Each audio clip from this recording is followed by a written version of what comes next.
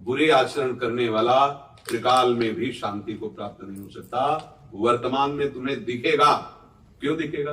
इसका कारण, जब कोई यहां धर्म विरुद्ध आचरण करता है तो हमारा जो भागवतिक सिद्धांत है उसमें उसके जो पुण्य जमा होते हैं उनको फटाफट दिया जाता है उसको, क्योंकि जब तक पुण्य नष्ट नहीं होंगे तब तक वो पुण्य उसको सही दंड देने में बाधा पहुंचाते रहेंगे, उसको बचाएंगे। तो सबसे पहले किया जाता है उसके पुण्य दिए जाते हैं। सिद्धांत को, आंतरिक सिद्धांत को समझना। जैसे कोई हत्या कर रहा है, व्यभिचार कर रहा है, गंदे से गंदा आचरण कर रहा है और उसकी आपको लौकिक भाषा में उन्नति दिखाई देती है और प्रोग्रेस होता चला जा रहा है, तो जानते हो क्या हो रहा है? उसका जो स्टॉक जमा है पुण्य का वो दिया जा रहा है। इसके बाद वर्तमान का पाप और पूर्व का पाप जो ही वह सुकृत बीच से हटा और जहां जुड़े तो ऐसा ब्लास्ट होगा, रान को कुल रोग निहारा, राम विमुख हाल तुम्हारा। लात मारते थे बंदर, जैसे फुटबॉल में मारा जाता ना, उस रावण की खोपड़ी में जिसके चलने पर धरती कांपती थी और दिशाओं के लोकपाल भयभीत हो जाते थे, बंदर लात मारते थे तो मंदोदरी कह रही थी, राम विमुख हाल तुम्हारा, लान को कुल रोगन। वर्तमान की उन्नति और पापाचरण, इस पर विश्वास मत करना। अब दूसरा सिद्धांत, एक सुकृतवान धर्म से चलता है, सत्य से चलता है, अपने सत्य के पैसे से परिवार का पोषण कर रहा है। अब उसके जीवन में विपत्ति पर विपत्ति, घटना पे दुर्घटना, अब उसका जो पूर्व पाप उसके सुख में बाधा पहुंचाने के लिए तैयार है, उसको फटाफट भुगवाया जा रहा है। चुप रहना, और जिस दिन पीछे का पुण्य और आगे का धर्म तुम्हारा जुड़ेगा, लंबा समय आपका महान सुख में जाएगा। विश्वास कर लेना, धैर्य पूर्वक चलना।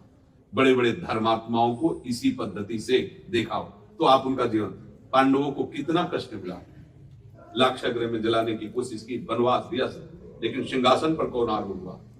पक्ष में कौन था उनके? भगवान। सत्य के पक्ष में भगवान होते। थोड़ा सा ऐसा लगता है पर वो भी हमारे पूर्व कर्मों का फल होता है, निश्चित समझ लेना। आज आप सत्य से चल रहे हो, कल हमने कुछ ऐसे कर्म किए हैं जिनको हमें भोगना ही पड़ेगा। जैसे 13 वर्ष की अवस्था से अभी तक ऐसी कोई हिंसा नहीं की, मांगना खाना, भगवान के भजन में जीवन में विचरण करना, ऐसे छोटी मोटी कभी गलती हो गई हो, भूल से कोई जीव मर गया हो, बात अलग है। कभी ऐसे किसी को कटु वचन कि दुख पहुंचे, मारना, तो दोनों किडनी फेल है। अतरे दिन डायलिसिस होता है, भयानक कष्ट डायलिसिस में होता है। ऐसा थोड़ी कि डायलिसिस आराम से लेट गए हो रहा है। पूरी नस नाड़ियों से जब रक्त प्रवाह अपनी मशीन की, वो जो अपने सहज स्वभाव से रक्त चलना अलग बात होता है, जब उसको वो फोर्स से घसीटती है ना, हर नस नाड़ी ऐसे 4 घंटे घड़ी देखते थे कैसे करते हैं। अब क्या है, जीवन में हमने कोई ऐसा भयानक पाप नहीं हुआ जिससे हमें दंड मिलना चाहिए। अरे हमारा स्टॉक है जो हमने गोदाम में कमा के रखा था ना, वो माल चल रहा है।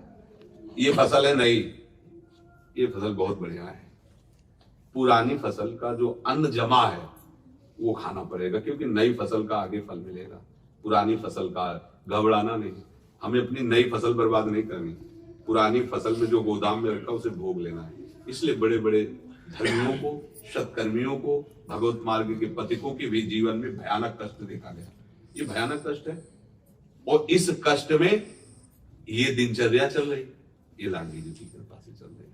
कितने बड़े बड़े महापुरुषों को देखो कैसे कैसे कष्ट मिले, आखिरी जन्म है। अब जो भी गोदाम में जमा है वो आग लगा दिया जाएगा, उससे जो निकल आया है उसको भोगना पड़ेगा। इस शरीर का जो निर्माण उससे हुआ है, अब इस शरीर को भोगना पड़ेगा। इसलिए घबराओ मत, सत्य कभी दुख नहीं देता और असत्य कभी सुख नहीं देता। बैठा लीजिए, तो सत्य में चलने वाले को दुखी नहीं होना चाहिए। आएंगे कष्ट, ऐसा नहीं कि नहीं आएंगे, और हमारे ही पूर्व आएंगे, हमें कोई नया कष्ट नहीं दे सकता। नया तो हमारा धर्म चल रहा है ना, ये हमें सुखी करेगा। इसलिए इसमें कभी दुखी नहीं होना चाहिए, विक्षिप्त नहीं होना चाहिए। एक बार 2 मित्र थे पढ़ाई में, एक ने गांजा पीना, शराब पीना, गंदे लोगों का संग, धीरे धीरे व्यभिचार, गंदे आचरणों में, वैश्यागमन, अब धन चाहिए तो चोरी, डकैती, हिंसा, वो उधर चला गया। और इसे साधु संग मिला, गंगा स्नान करना, नाम जप करना, पाठ करना, धर्म से कमाना खाना, ऐसे चला। वो कार से चलता और इसके साइकिल भी नसीब नहीं, पैदल गंगा जी जाता नहा के। एक दिन ऐसा हुआ कि नंगे पैर गंगा स्नान करके आ रहा था, इतना बड़ा बमूल का कांटा पूरा, वो ऐसे बैठा, वो बगल से कार से निकला, उतरा, कहा तुम्हारे भगवान ने तेरे को क्या दिया? कह रहा हूं अभी मान जाए, गंगा नहाना है, सब दुनिया का ये सब नाटक है, बैठ कार में हमारे साथ और देख हमारे नक्शे कितने चलते हैं। तो कहा नहीं तुम जाओ, वो ऐसा कह के चला गया। अंदर से रोने लगा, क्या प्रभु आपके मार्ग में चलने पर यही हालत होती है? गंदा आचरण करता, मैं जानता हूं मेरा दोस्त है, गंदे से गंदे आचरण, एसी कार में घूम रहा है, और या आपके लिए गंगा नहाते नंगे पैर, तो उसमें भी कांटा लग गया, चलने लायक नहीं रखा। उसी समय ब्राह्मण के रूप में भगवान आए, आज अच्छा बच्चा कांटा लग गया तुम्हारा, कांटा है तो तुम शोकित क्यों हो? तो उसने यही प्रश्न किया। तो उनका बच्चा हमें ज्योतिष का ज्ञान है, भगवान थे ना। बोले इसने पूर्व जन्म में ऐसे पुण्य किए थे कि इस जन्म में इसे चक्रवर्ती सम्राट बनना था तुम्हारे दोस्त को, और तुमने ऐसे पाप किए थे कि तुम्हें सूली की सजा मिलनी थी। तो तुम्हारे गंगा स्नान और भजन साधन के फल से तुम्हारा पाप नष्ट होकर बंबूल के कांटे में निकल गया, और इसका चक्रवर्ती सम्राट का जो पुण्य था वो सब क्षय होकर के ये इतने पे आ गया है। अब जो वर्तमान में पाप कर रहा है इसका सर्वनाश हो जाएगा। तुम जो वर्तमान में गंगा नहा के पुण्य कर रहे हो ना, उत्तम लोगों को प्राप्त होगे, भगवान को प्राप्त होगे, मेरी बात मान लो, उसका संशय दूर हो गया। तो ये बात समझो, ये केवल दृष्टांत ही नहीं, ये जीवन की सत्य बातें हैं। धर्मात्मा पुरुष दुखी देखे जाते हैं, सत्य में चलने वालों को जिस डिपार्टमेंट में भी होगा उसको नीचा दिखाया जाता है, और ज्यादा सत्य पे चलेगा तो सस्पेंड भी कर दिया जाएगा। जाओ घर बैठो, आधी पेंशन में दियो, तुम्हारी जरूरत नहीं है, सत्य की जरूरत नहीं है, ऐसा भी हो सकता है। लेकिन चुप रहो, धर्म से चलते रहो, एक दिन ऐसा आएगा कि आप खुद कहोगे कि सत्य पे ही चलना चाहिए, और असत्य पे चलने वाला एक दिन खुद रो के कहेगा कि मैंने अपने हाथों से अपना नाश कर लिया। पक्का जाते जाते वो बोल के जाएगा, यहां से एक बार वो जरूर बोलेगा कि मैंने गलती की, मैं इसी काबिल हूं।